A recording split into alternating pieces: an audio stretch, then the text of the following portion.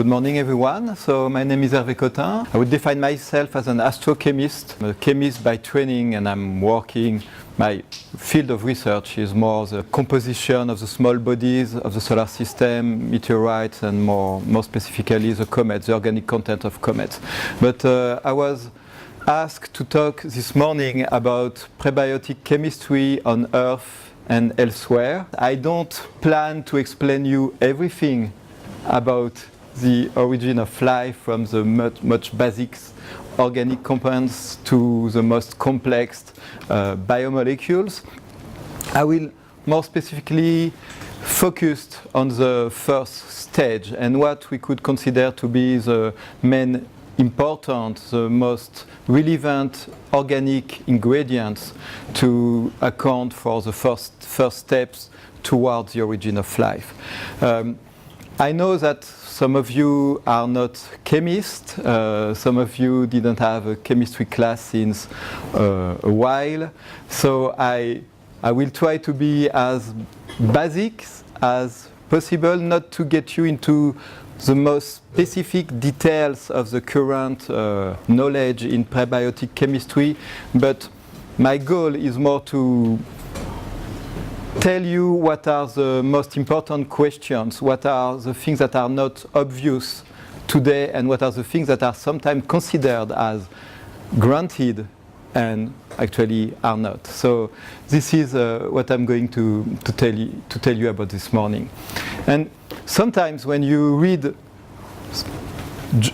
science papers, sometimes, but often when you read the press, it seems that everything is settled. For instance, this is the headlines that was in April 2017. Actually, what was the science discovery? It was the detection of hydrogen in the plumes of Enceladus. So it was detected by mass spectroscopy in the Cassini spacecraft when it was flying through the plumes of the Enceladus moon around Saturn. And hydrogen was detected, and it was an interesting thing. And then the conclusion was, oh, there might be energy inside the planet to support life. And there might be food for aliens, for extraterrestrial. And so maybe there's life in the moon of Enceladus, but probably it's not by detecting hydrogen that you may conclude that there might be life, and there's possibility of life in the ocean of Enceladus. So I'm going to try to tell you that, well, we need to dream a little bit, of course, but in the science field, you need to stick somehow to the fact and what we know about the chemistry of the origin of life. And sometimes you see things like that. So it's on a NASA website describing a space mission called Europa Clipper, and you can read that Europa could have the ingredients needed for life: water, chemistry, and energy. And what do we know about that? Is that enough for life? And it turns, for me, it's not an equation. It doesn't mean that liquid water, organic matter, and energy would result in life. It's more an axiom, and an axiom is a statement that is so evident or well established. It's more well established in its case that it is accepted without controversy or question. And I will try to question that axiom today. Is that granted that we will find life everywhere we have liquid water, organic matter, and energy? And how can we question that? So the outlines of my talks are the first step of chemistry towards the origin of life. Then I will talk about the chemical ingredients in a prebiotic soup. What are the chemical ingredients towards life? What could be the organic recipes towards life? And then we'll go shopping a little bit. It was Black Friday yesterday, and we will go in the places where we can find the interesting organics for the origin of life. And then we will question to which extent prebiotic chemistry, as we consider it on Earth, can be extrapolated to beyond Earth. So, the basics for a prebiotic chemist would be to find a way to build, well, let's not talk about a molecule, let's talk so far about a small robot, so a structure, any kind of structure.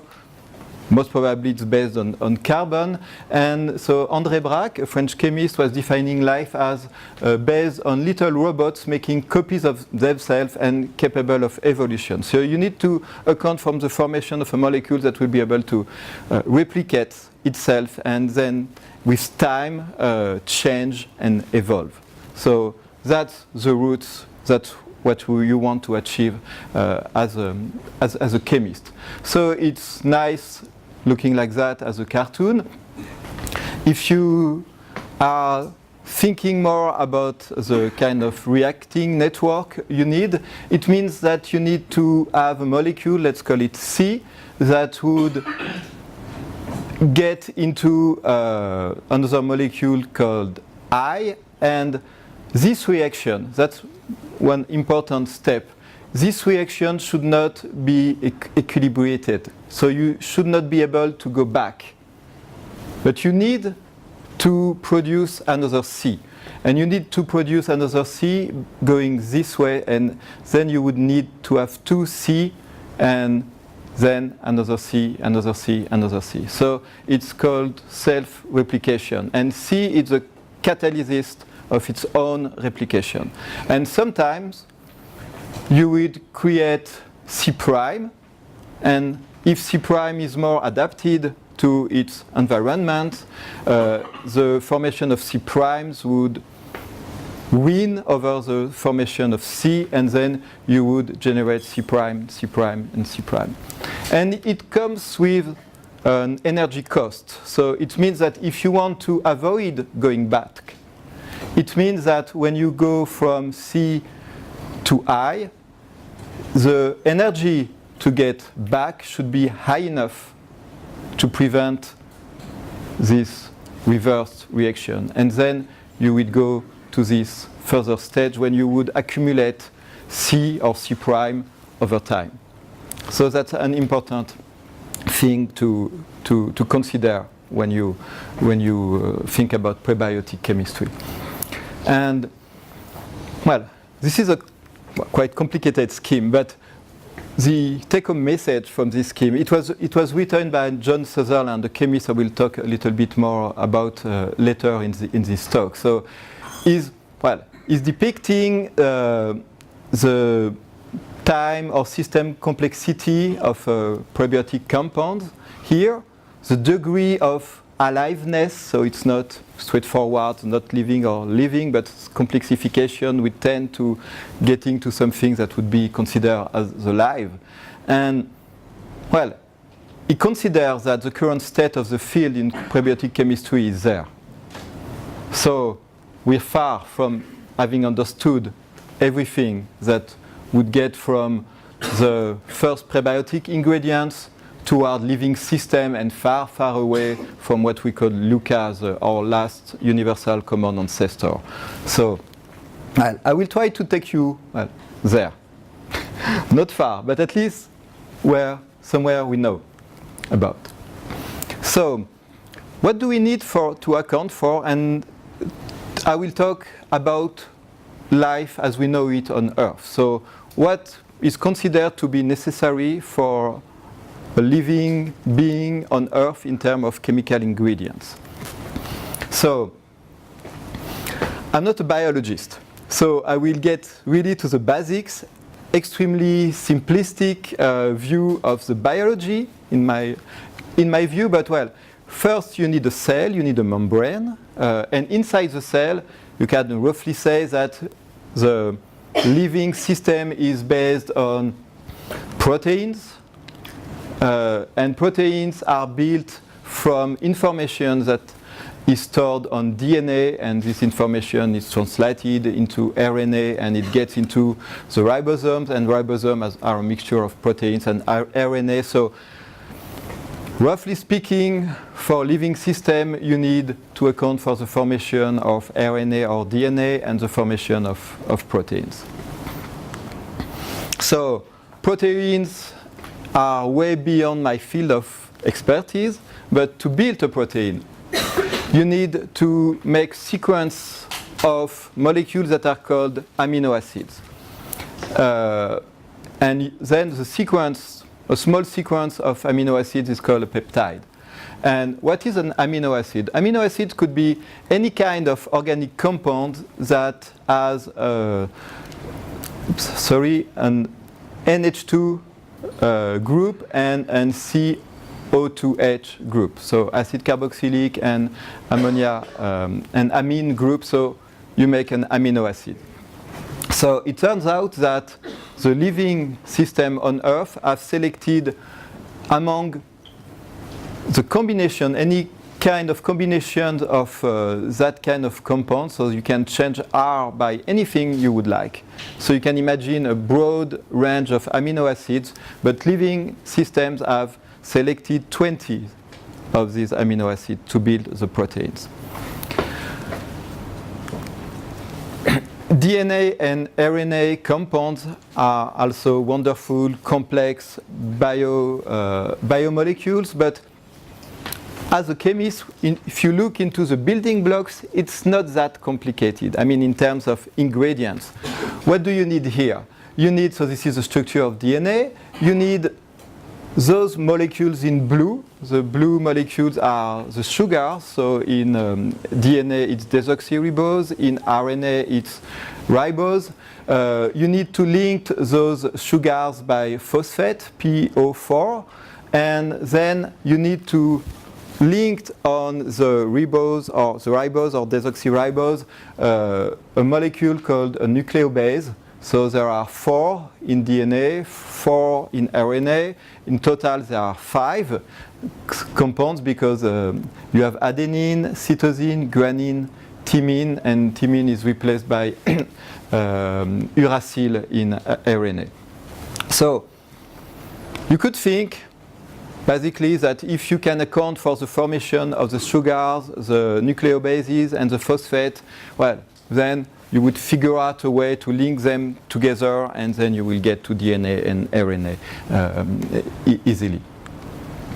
So, to build the first prebiotic robot, the first prebiotic system able to replicate, to evolve, based on what we know from life on Earth, you would need to account in prebiotic conditions, which means you need to imagine and demonstrate that those syntheses are possible without a chemist, without someone adding the ingredients at the right time, in the right environment, at the right temperature. You need to account for the formation of those compounds easily in an environment that is relevant to what we think of the primitive Earth. So, without all the biochemical support that are present today in living systems. So you need to account the formation of the membrane. So membranes are thought to originate from long amphiphile chains, so long organic chains with one end of the chain which likes to be in water, the other end of the chain which doesn't like to be in water, so it would self-organize to create a membrane. You would need to account the formation of the amino acids, the starting material to get to proteins. You need to account for the phosphate, nucleobases, and sugars to imagine how to produce DNA and RNA. So, how do you do that? So, one historical idea was brought by Alexander Oparin, and he wrote in one of his first book in the 1920s this idea, this simple idea. At first we found carbon scattered in the form of separate atoms in the red hot stellar atmosphere, so it's nucleosynthesis, carbon starts there. We then found it as a component of hydrocarbons which appears at the surface of the Earth. So the carbon will turn into organic compounds. In the water of primitive oceans, these substances form more complex compounds, and then chemistry in liquid water starts, there was evolution, and protein and similar substance appeared. They acquired a more and more complex and improved structure and were finally transformed into primary living beings, the forebears of life on Earth. So the idea here proposed by Oparin is that you take the ingredients, you put them in liquid water, and then you wait. The law of chemistry in the environments of the primitive Earth would naturally turn those organic compounds into, let's say it like that, biomolecules, and then you would have life. So you just let the chemistry, the law of physics and chemistry play, and life would appear.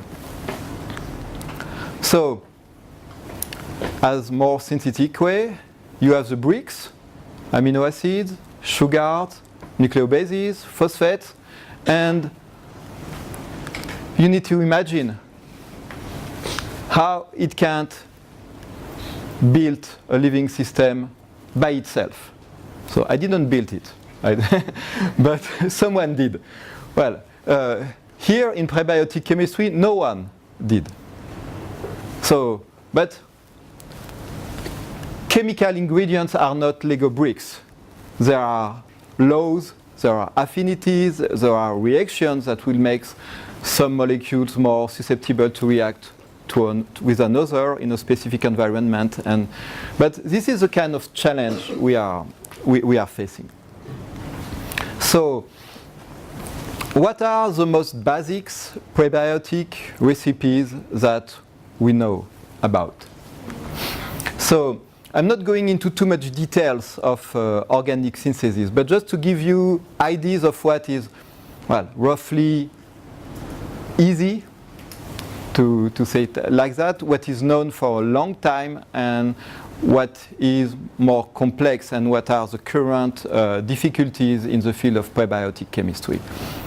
So, if you want an amino acid, you could think, it's extraordinary, it's a basic ingredient of living system, of protein. Once you have amino acids, you have proteins, and you have life. Well, no. Amino acids are quite easy molecules to achieve. And actually, it's known since 1850 by a chemist called Strecker, a German chemist. So he wasn't studying the origin of life, but he was trying to synthesize amino acids. And he demonstrated that from an aldehyde, ammonia, and hydrogen cyanide in liquid water, in 3 steps, you reach an amino acid. So first you have the addition of the ammonia on the aldehyde, and you produce an imine. And then the imine would react with HCN, and you will get an alpha-aminonitrile. And then you need liquid water to turn the CN function into a CO2H function, and then you have the amino acids. I remind you that R could be anything, anything else. So it's not complicated. Well, you need at least to have those ingredients, but to produce amino acid is not brand new, top-notch chemistry. It's known from a long time. If now you consider the nucleobases, I won't go into all the 5 nucleobases, but this is an example I like. It's for the formation of adenine. So adenine is the A letter of the genetic code. This is this molecule, but you can account for the production of adenine simply by condensation of HCN, hydrogen cyanide. So you need 1, 2, 3, 4, some photolysis for rearrangement, and a 5th HCN, and then you get adenine. And it's known since the 60s. And there are various ways, chemical pathways, to get to the other cytosine, guanine, thymine, uracils. Well, the yields are not extraordinary, but at least we have ideas to produce those kind of compounds in prebiotic conditions. And if you turn to sugars, so sugars are both simple or complicated, but if you only take formaldehyde and you put it in liquid water with some suitable catalysis like calcium carbonate, clay minerals, or calcium hydroxide, you would induce a polymerization of formaldehyde, and then you will get pentose and hexose sugars, a large variety of sugars. It's really easy to get to sugars from formaldehyde. The thing is that here you see a chromatogram after that kind of reaction, the Butlerov-Formose reaction. You have a mixture, such a complex mixture of sugars. Each peak here is a sugar that, well, if you look for ribose, it's only one small peak in this large diversity, and then the question would be, how life did select ribose? If life started with RNA and ribose, how did life start selected ribose, since it's only a minor product in this large variety? But producing sugars are not complex also. What is complicated is the next step. To say things only with one example, if you want to link amino acids to produce peptide, you have the amino acids, it's easy, but then if you want to link amino acid to make a peptide bond, this is this reaction, so alanine, an amino acid, and glycine. If you want to link them, you will have this equilibrium and it will produce water.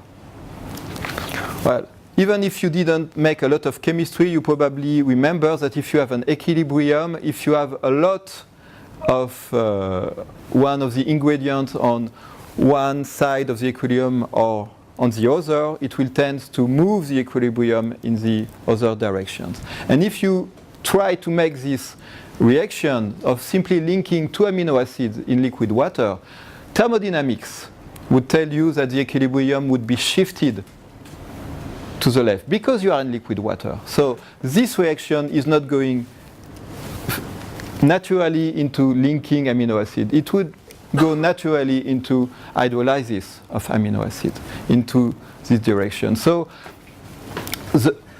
once you have the amino acids, you don't have proteins. It's far more complicated. And if you consider what we call nucleoside or nucleotide. A nucleoside is linking the nucleobase to the ribose, and nucleotide would be linking the phosphate, the ribose, and the nucleobase. You can achieve that. People manage to do that, but most of the time it's achieved in the solid state at high temperature, and the yield for formation is extremely low, and you would add the ribose to adenine here, not necessarily at the right position. So that's not obvious, that's far from being straightforward. And the same if you want to add the phosphate here. So the most critical questions in prebiotic chemistry is not to make the initial ingredients. I will tell you, we observe them. We know it was available on the primitive Earth to some extent, but the next steps are the most tricky, and those that are really questions right now in prebiotic chemistry. And well, I could say that for maybe 40 years, since all the reactions I showed you are from the 19th centuries or the 1960s, so people know about those ingredients since a while ago. And roughly for 30 to 40 years, the prebiotic chemistry was not really progressing, because the idea was to build the molecules like Legos, going from amino acids to proteins, going to nucleobases and sugars and phosphates to RNA and DNA. And in 2009, John Sutherland and his team made some kind of breakthrough, because well, they were considering the classical chemical approach, which is shown here. So here you produce a precursor of ribose here. Here you produce cytosine, and we know how to get there. We know how to get there, but we don't know how to link them to make the nucleotide here. And for 40 years, the chemists were trying to go from brick to brick and assemble them.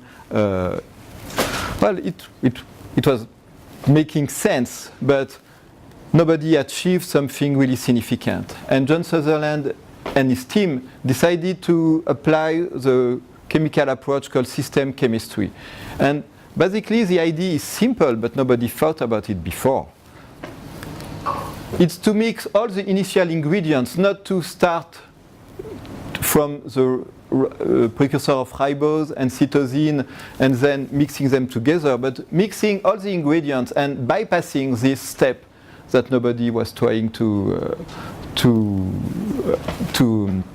achieve, and going directly to the nucleotide. Well, it doesn't mean we understood the origin of life, but at least a significant progress was achieved. And I said I will keep it simple for chemistry, but in 2015 the same team from John Sutherland proposed, still using the basic concept of system chemistry with the same ingredients, some catalysis here based on copper, some photolysis at some steps, but with the same basic ingredients, they can make precursors of RNA, protein, and lipid in a single pot.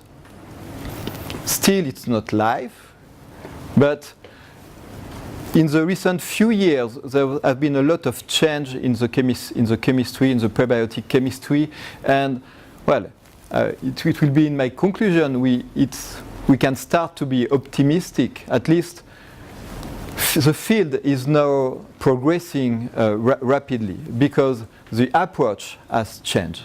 Maybe it doesn't give anything in 10 years or 20 years. We would need another breakthrough, but well, now things are progressing, and we can be very happy about that. But we still need the ingredients.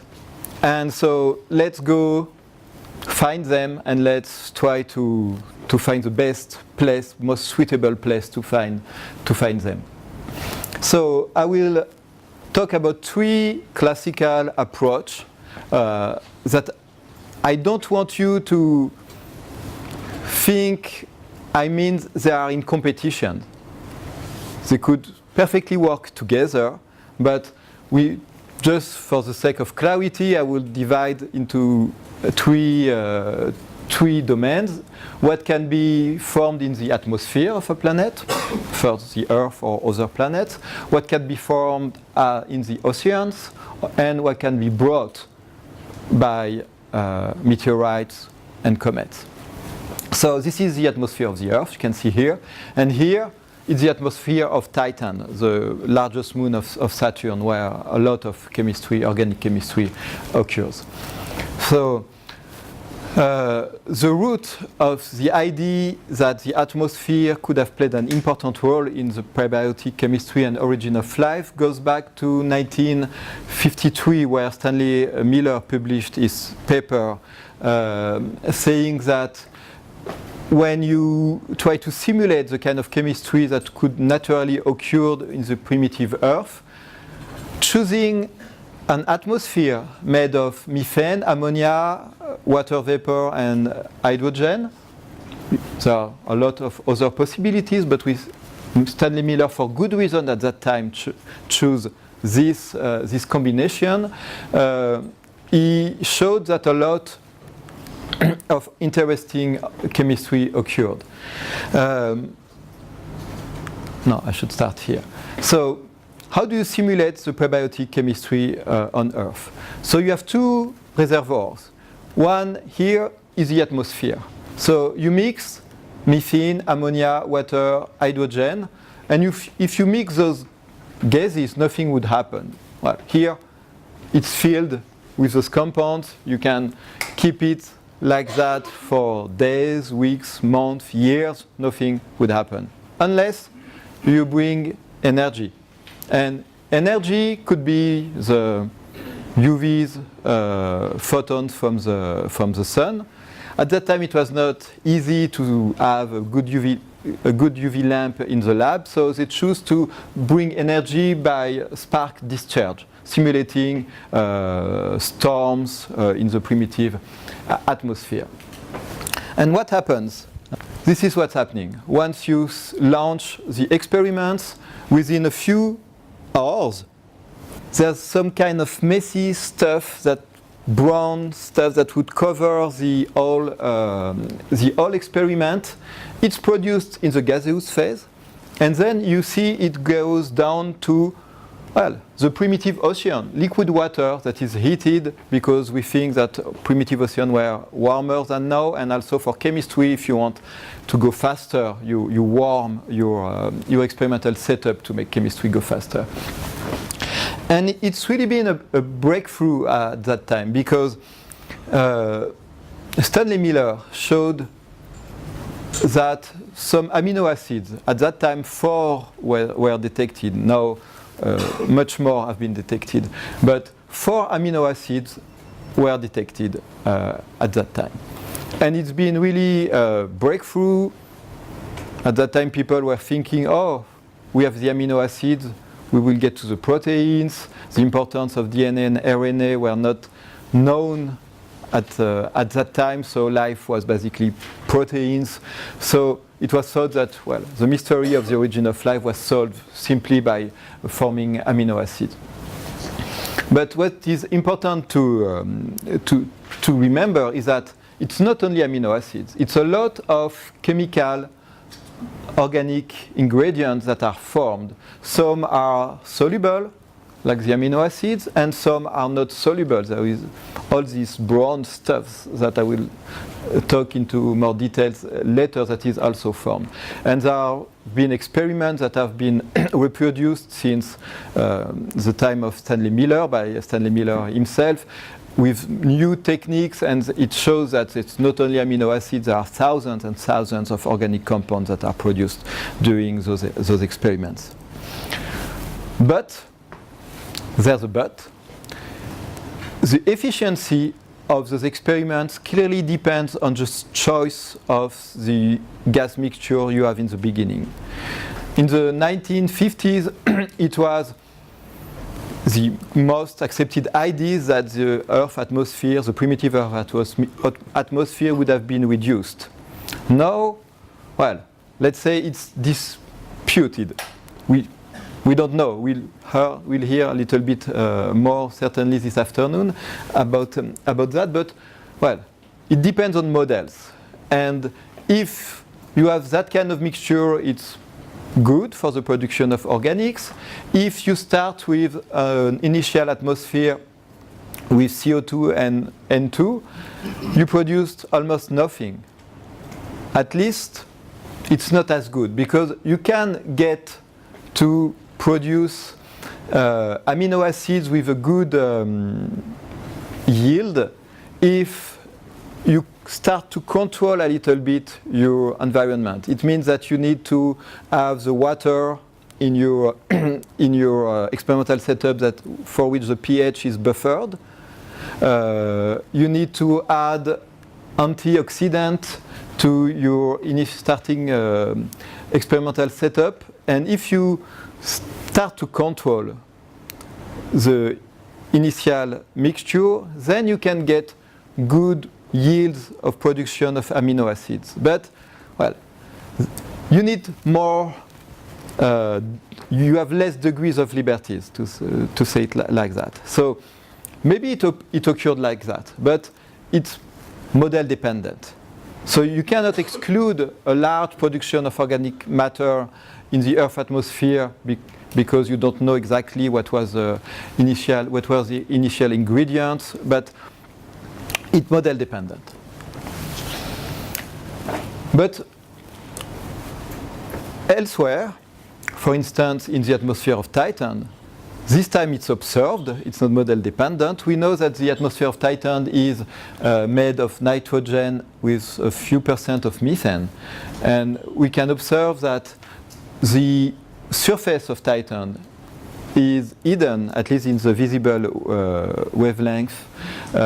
You can see the surface of Titan because you made a kind of Miller experiment at the scale of the moon, and you produce a lot of organic compounds, organic aerosols. Some people would call them tholins, and those tholins would sediment slowly and fall at the surface. And it's because the atmosphere has a good composition that is favorable for organic synthesis.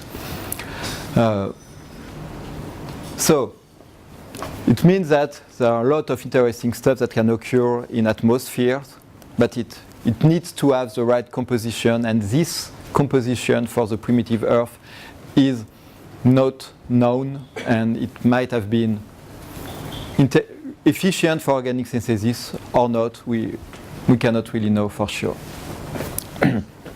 Another interesting environment is to go at the bottom of the ocean in environments called hydrothermal vents. And in those hydrothermal vents, you have the water that would circulate through the crust. It would be heated and it would interact with a lot of materials, minerals. There would be reactions that would turn compounds like CO2 or N2 into CH4 or NH3. So it would turn, it would make the ingredients, the organic ingredients, more reduced. And there have been experiments in the laboratory showing that if you simulate, if you try to do a Miller-like experiment for the hydrothermal vents, if you try to simulate those kind of environments, you would detect a lot of organic on this view graph. You would see the detection of amino acids. I could show other compounds, but I stick to amino acids because it's easy to understand and to keep my message clear. But you can imagine that at the bottom of the ocean you can have those kind of syntheses. And it has been argued that the strong temperature gradient between the hydrothermal vents and the water in the surrounding would be good for polymerization of organics. What would be not good is that you reach extremely high temperature and you could discute the stability of the chemical ingredients that you find interesting in those environments. There have been ideas also that the life could, not the ingredient, but the life itself could appear in those hydrothermal vents. And this is hot water circulating in this and in little cells, compartments, but not with a membrane, with an organic membrane. But the compartment would be minerals, and there would be organic chemistry occurring in those minerals, and then you would have the proteins, DNA, RNA formed in those mineral compartments, and then the membrane would form, and then the cells would get out from those hydrothermal vents. So it's an interesting idea, but you will see later that maybe there is a problem with the kind of energy that is available in those environments. But that's on this basis, on this kind of idea that the fact that when we think about Enceladus, Europa, hydrothermal vents on those moons, that there could be life on those moons is mainly based on this kind of idea for the origin of life. The third way to get organics is to look into space and to see what comes from space naturally. And what comes from space naturally are meteorites, roughly today 10 tons a year, it's not much, but also micrometeorites, and micrometeorites are much higher flux, roughly 10,000 tons a year right now. So, what is good with comets, meteorites? So, I don't say it because I'm working in this field. I try to be well. I don't try to be biased. What is good is that it's not model dependent. At least the composition is not model dependent, because the composition of meteorites falling on Earth right now that we can analyze, the composition of comets that we can analyze right now, well, as far as we understand the process of the formation of the solar system, the dynamics of those objects, their composition right now is the same than it was 4 billion years, 4.5 billion years ago. What is model dependent, maybe, would be the flux, the amount of those compounds. Either there's been a late heavy bombardment or not, either there's been a late Venir event. Well, we cannot know for sure how much, but at least we know what is there. So these are pictures of two of the most famous carbonaceous meteorite. We call them carbonaceous chondrite. This is the Murchison meteorite. This is the Orgueil meteorite. And Murchison meteorite is one of the most famous meteorite in the field. There are a lot of carbonaceous chondrites that have been studied, but a lot of studies have been focused on the Murchison meteorite because more than 75 amino acids have been detected. So I said that life was using 20 amino acids, but you can imagine a lot of other amino acids. And more than 75 amino acids, and 8 of them are amino acids that are used for life.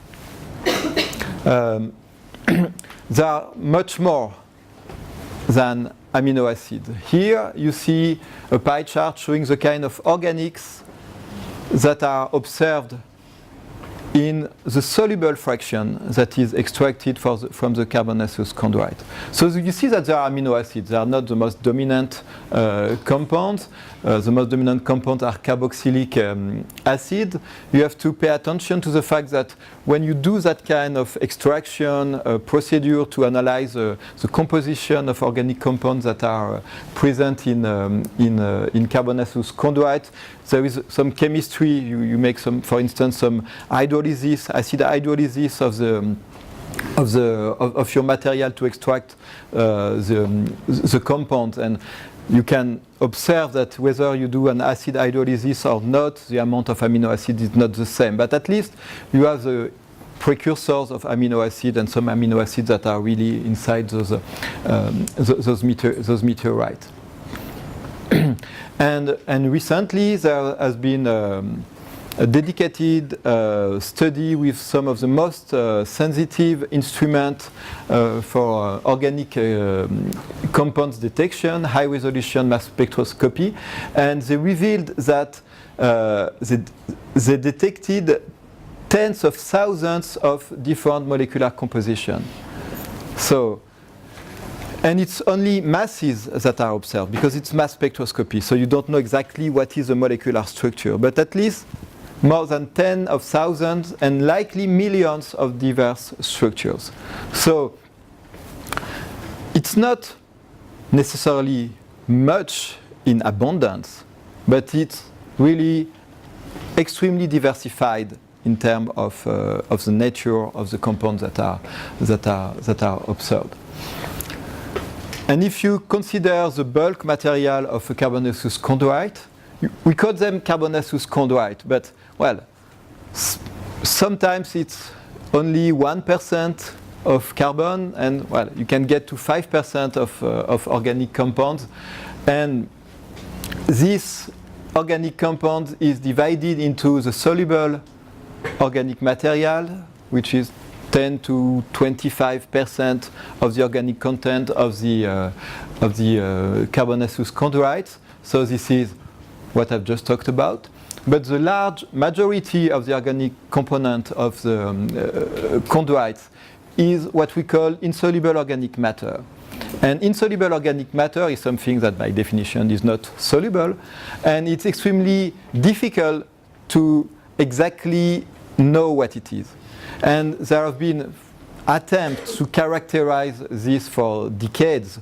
And well, this is one representation of what it could look like. It's not a molecule to which you can put a name, you cannot put a formula with a beginning, with an end. It's a large, complex organic structure like this, and it's most of the material that falls on Earth from carbonaceous chondrite.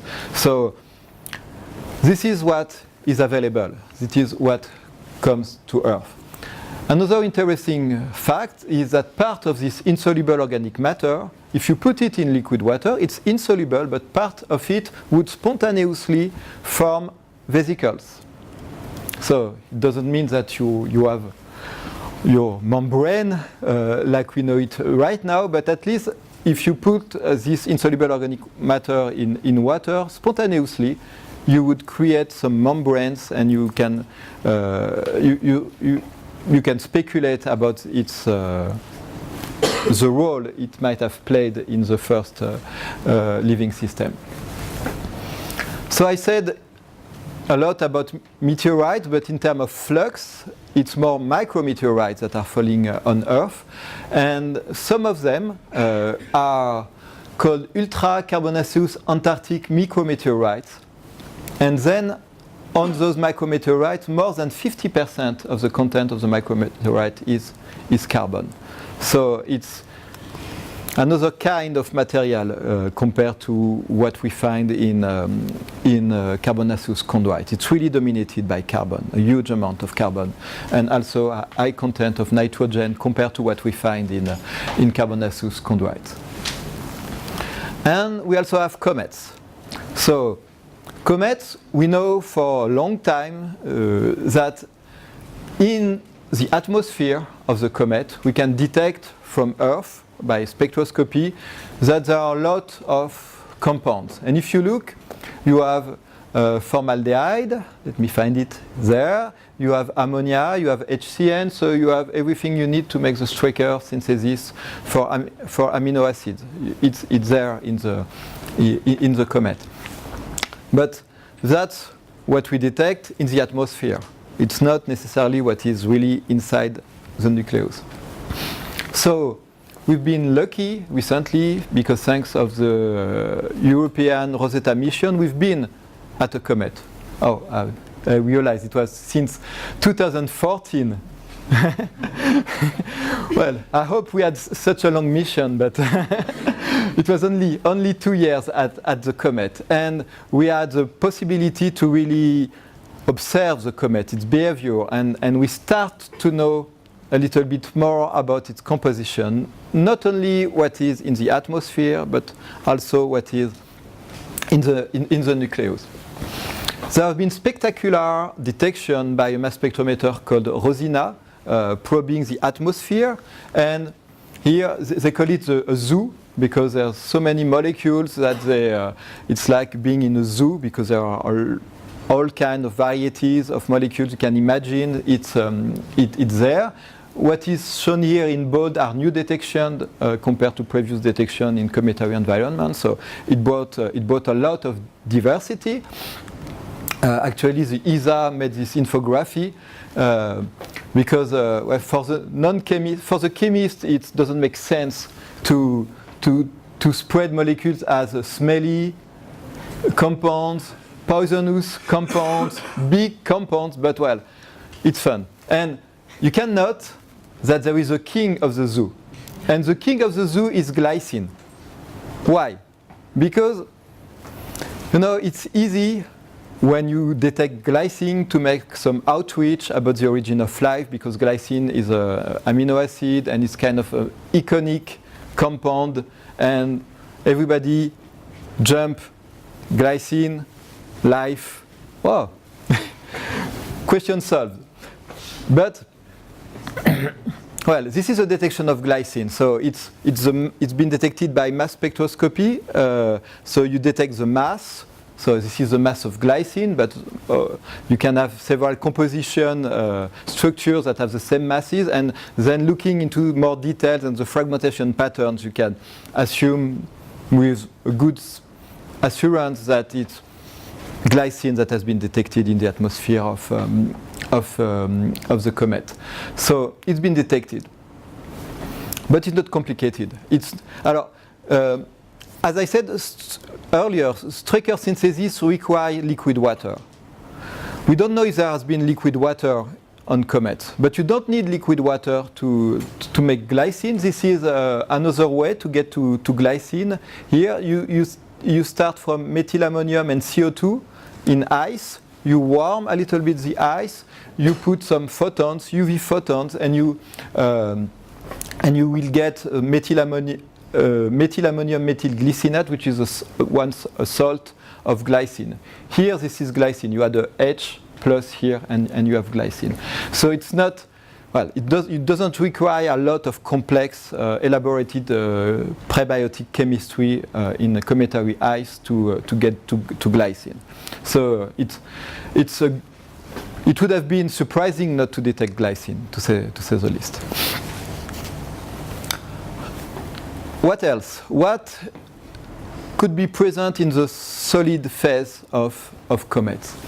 As you know, Philae had some troubles to add a nominal operation sequence because it bounced and it could not really analyze the solid phase. But on board Rosetta, for 2 years, we collected dust particles that were emitted from the nucleus. And I was part of the team of the COSIMA instrument, which was catching dust particles. And here you see 2 dust particles, one called Kinef and the other called Juliette. And those 2 dust particles were the first on which we've been really able to detect its organic component. Here you can see the abundance of carbon. This is arbitrary units. I will take into the actual abundance later, but you can see that when you scan the composition of the particle, you see we are next to the particle, so there's no carbon detected, and when you start to rise on the particle, analyze the particle itself, here and here, you see that the carbon content is detected. And we've been able to demonstrate that the signature, the mass spectral signature of this carbonaceous material that is detected in the dust particles are consistent with what we obtain when we analyze on the ground instrument insoluble organic matter. The best match we have in our library of organic compounds to fit our observation at the comet. We can only match. We don't bring the samples back on Earth. But the best match we have is insoluble organic matter, the same kind as observed in meteorites. So that kind of complex molecular organic structure. How much of it? So this is a paper that will be published in the next few days. We've been able to measure the abundance of the elements, and what we see. So this is the bulk composition of the dust particles. So it's not only 2. We've been able to measure it on more than 20 particles, and we have more data. We are still processing, but roughly, we have in atom number 1/3 of carbon, 1/3 of oxygen, 1/3 of hydrogen, and small amount of silicon, iron, and other elements. So in atom mass, since oxygen is heavier, you have a little bit more of oxygen. And then if you spread the elements by educated guesses between the mineral phase and the organic phase, you came to the conclusion that in mass, roughly 45% of the composition of the dust particle is made of this high molecular weight organic component, which has similarities to insoluble organic matter. And if you want to make some budget of carbon in the comet, here it's much more assumption. Actually, I wrote in prep because it's in prep because I still lack data to finish that, because what we miss really at this stage, it's really the ratio of volatile, the gas, to solid in the nucleus. So people are arguing in the Rosetta community about this ratio. Some people claim it's 5, so it's published, so I use this number to make this projection. But if it's really 5, so much more solid than volatile, than ice in the cometary dust, then you would have some of the carbon that is stored in CO and CO2 ice in the nucleus. You have a large diversity of organic compounds, the Rosina zoo, but it would be only in this scenario 2% of the amount. But it doesn't mean it's it's negligible, but it's only 2% of the amount, and roughly 88% of the carbon in the comet would be in this form of macromolecular material. So it's roughly the same that what we observed in the carbonaceous chondrite. The carbon is really in the form of this macromolecular material. In the comet, you have much more carbon than in the carbonaceous chondrite, but the repartition between volatile soluble phase and the macromolecular insoluble phase is roughly the same. Just quickly, because how do you get those compounds? Sun Kwok talked a little bit about interstellar chemistry. Just a few words about what could be the equivalent of the Miller experiment of interstellar or cometary ices, but you can reproduce it in the laboratory. You can condense a gas mixture. Here it's made of methane, H2O, ammonia and CO on a cold plate. And then you put energy. It can be radiation, it can be UV photons, or it can be simply warming up the sample. And after adding energy, most of the time you get on your substrate, on your cold plate, when it's back at room temperature, you observed a residue called yellow stuff.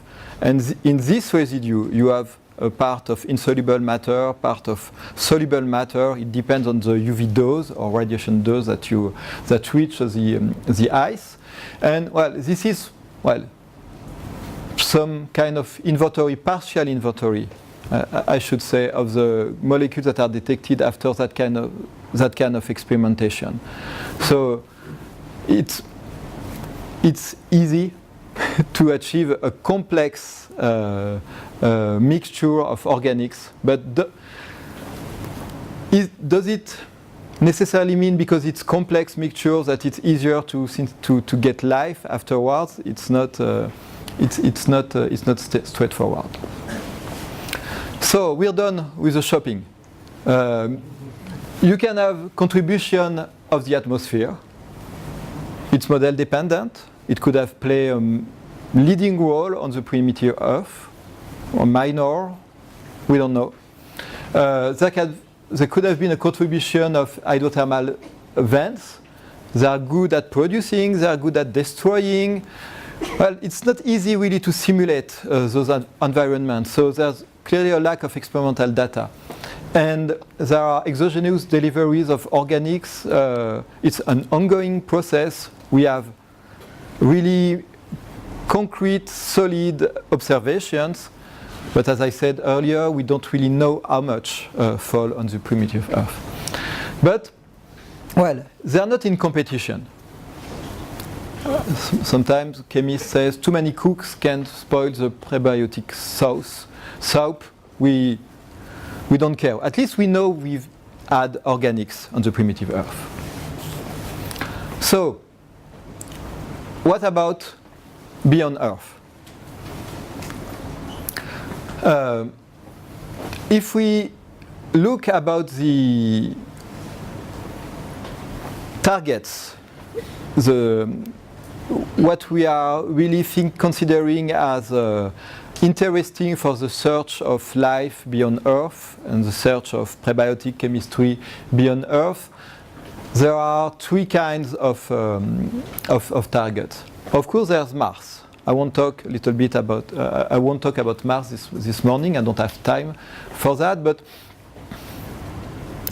you could think that, well, what if life appeared on Mars? It probably followed the same kind of evolution process, prebiotic chemistry processes, and it occurred on Earth. It was the two planets had a lot of similarities, differences too, but the two planets had similarities, and what worked on Earth could have worked on Mars and vice versa. You have another family which is somehow different, the icy moons, because here you're not at the surface, you are at the bottom of the oceans. You have to neglect the contribution of the atmosphere because you don't have an atmosphere. If you consider importation of organic material from comets, meteorites, well, they fall at the surface. There is no atmosphere to break down, so they fall at the surface at high velocity, so a lot would be probably destroyed, and then you need to imagine some scenario to get those organic material to go down at the bottom of the ice sheet in the liquid oceans. You can imagine that, but it's probably something quite different than what occurred on Earth. And for those icy moons, well, then you can imagine if you have hydrothermal vents that something could occur there. And you have the exoplanets. But, well, we don't know enough yet about exoplanets to start really considering elaborated thinking about prebiotic chemistry. It will come necessarily, but so this is why I will focus only on moons like Europa and Enceladus. Why those moons? Because if you look at Ganymede and Callisto, the liquid ocean would be into two ice layers. And on Europa and Enceladus, you really have the liquid water in contact with the rocky core of the planet. So, are we crazy about liquid water? Because we say if there is liquid water, sometimes there might be life. Well, liquid water is interesting because first, the water molecule is the second most abundant in the universe after H2. So there's a lot of water in the universe, not necessarily in the liquid phase, but there's a lot of water. Water has some physico-chemical properties that are not found in other solvents, at least not together. You can have solvents which have some properties, other solvent, other properties. In water, you have you have some properties that are mixed together, and it's called a molecular matchmaker. It's really good to make a lot of reactions that could not be achieved in other solvents. Well, but we have to keep in mind that so far liquid water is not observed. Well, we're pretty sure there's liquid water below the icy surfaces of Enceladus or Europa, but we have not seen it. We're pretty sure that there have been liquid water at the surface of Mars, but well, we haven't seen it. Maybe some temporary spread of liquid water, but it's not straightforward. And of course, nobody ever proved that if you have liquid water, there's necessarily life. And as I said, well, liquid water might be the best and the worst for the origin of life. Because if you are only in liquid water, maybe you won't be able to achieve some critical steps for polymerization, for instance, of interesting molecules. So you found scenarios for the complexification and replication of matter that requires a dry phase. This is a scenario proposed by Comeras in the late 19th, early 2000s. And here it's for the polymerization of amino acids to create peptides. It's a cycle where you need at least one sequence would be dry, and the other sequence would be in the aqueous phase. And this is a recent paper published this summer. Origin of the RNA world, the fate of nucleobases in warm little ponds. And this is another scenario that considers also that to polymerize nucleotide, you need to have a sequence dry and a sequence that would be wet. So you cannot imagine that kind of chemistry inside an ocean. You would need to be at the surface, and you would here they talk about evaporation, but yesterday Hervé Martin was talking about the tides at the surface of the primitive continents. Well, you need to get to aqueous phase, to dry phase, to condense. So that's something to keep in mind. Maybe you can polymerize purely in liquid water, but that's not really the state of the art of the current thinking in prebiotic chemistry. Are we really missing something if we consider only carbon? There are a lot of questions about life based on silicon, other elements. Well, I don't have time to discuss that in details, but carbon is rather abundant in the universe. We observe, we just heard about it, that there is spontaneous organic chemistry occurring in the interstellar medium, in other astrophysical environment. It's not because it's complex organic that it's necessarily good for life, because insoluble organic matter is not necessarily a good precursor for life. At least we don't know. We need to assess that. But well, I like to show that because there's really now in the mind of people, organic chemistry is really linked to life. And here you look at the books of organic chemistry, the textbooks at universities. There's always, here there's a tree, or at least there's a molecule, but on this one it's a butterfly and a flower.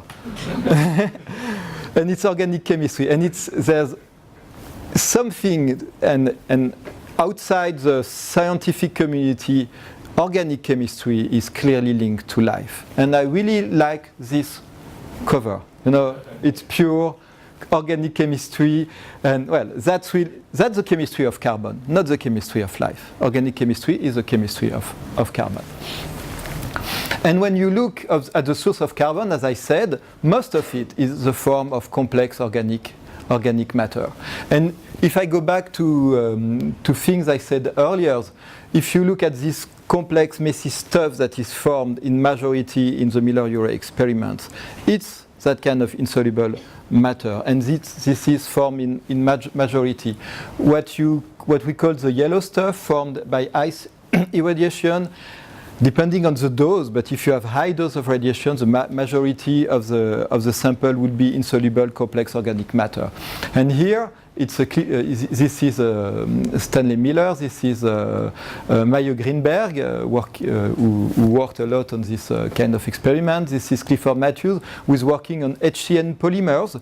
So if you simply have HCN and let it polymerize, you would get within a few hours, a few days, a complex, dark mixture that is extremely complicated to assess. So we think about prebiotic chemistry as a linear process. So prebiotic compounds, starting of the biomolecules, life, this way. But as I showed John Sutherland shows that it's not necessarily that linear, and if you think about most of the organic component that is synthesized, it's in the form of those macromolecular material, and maybe we need to think about if you have this macromolecular in liquid water, if it has some relevance in prebiotic chemistry, and so far it's not been really studied, because it's really the majority of carbon in the solar system in this form. I showed you the synthesis of adenine following this complexification, linear complexification. This is another way to get adenine. From HCN polymer, you condense the HCN polymer, and in liquid water, you would get, after hydrolysis, you would get adenine from HCN polymer. So it's not necessarily from simple to complex. You can get simple, extremely complex, and then you simplify to get some key elements. Okay, I skip this one. And so maybe the prebiotic soap was a soap of macromolecule. At least there were some macromolecule in the prebiotic soap. What about energy? It's my last sequence. 5 minutes. It's okay. Okay. No more. No more. Promise. Is any kind of energy okay? Because we say you need liquid water, you need organic compounds, you need energy. But is any kind of energy okay? And is the energy needed now for life, to sustain life? Is it the same kind of energy you needed to start the process of life? And nowadays, the icy moons with oceans start to become the new El Dorado for the solar system exploration, the astrobiological solar system exploration. I don't want you to think, I think we don't need to explore those worlds. But it's more complex and not straightforward as it appeared when you read some papers or and when you read the communication of the space agencies. Because on those moons, on Enceladus, you have liquid water, you have organic compounds because they have been detected in the plumes that are ejected from the surface of Enceladus, and you have energy because if you have the hydrogen that is detected, as I said earlier, it's probably connected to some hydrothermal activity at the bottom of the ocean. But I want to go back to this scheme I showed you. Robert Pascal, John Sutherland, Adi Pross have been thinking about that kind of system, and as I said, you really don't want to go back here. You want to have this cycling, and you don't want it to be a reversible reaction, to accumulate the chemical you find interesting. And it comes with an energy cost. And André Pascal estimated that, at least in liquid water, this energy cost is roughly in the range of visible light and UV light. So if you consider thermal energy, redox energy that could be provided at the bottom of the ocean, you probably, at least you're not meeting the requirements of that kind of chemistry that is currently considered for prebiotic chemistry on Earth. So we don't know, maybe you can produce life in different ways, but right now the necessity of UV light, energy in form of UV or visible light, seems to be a requirement, at least for life as we know it. So ingredients for life: water, chemistry, energy. And here, this is the last paper of John Sutherland in Nature Reviews a few months ago. And he writes, a requirement for ultraviolet irradiation to generate hydrated electrons would rule out deep sea environment. This, along with strong bioenergetic and structural arguments, suggests that the idea that life originated at vents should, like the vents themselves, remain in the deep bottom of the ocean. So such statements don't please a lot of people, but at least it's consistent in the way of thinking of John Sutherland. So, and it's not the worst chemist, the prebiotic chemist nowadays. So, still quoting John Sutherland, in the same paper, and we have to be optimistic, but he said we are not yet close to achieve the understanding of prebiotic chemistry, but recent results suggest that we may have already finished the first phase, the beginning. So we are achieved the beginning of the prebiotic chemistry, and if you remember my scheme at the beginning of my lecture, the arrow was really at the beginning. But we can be optimistic that in the years to come, maybe a few years or a few decades, I don't know, but major breakthrough can be achieved in the inorganic prebiotic chemistry.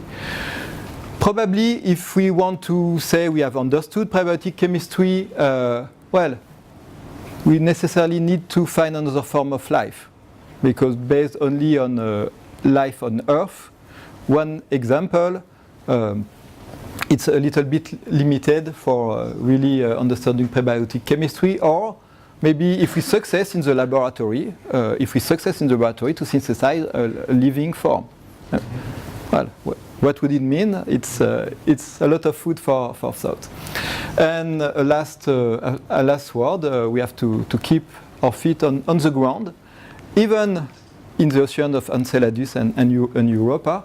And as I said, it doesn't mean we don't need to go there. Actually, we need to go there because there are a lot of things to discover, maybe not for prebiotic chemistry, maybe for prebiotic chemistry, but it's really a different environment, and if life appeared in those oceans, it's probably on a basis that is quite different than what we have on Earth, and then it means that the instruments for space exploration need to take this into account. Thank you.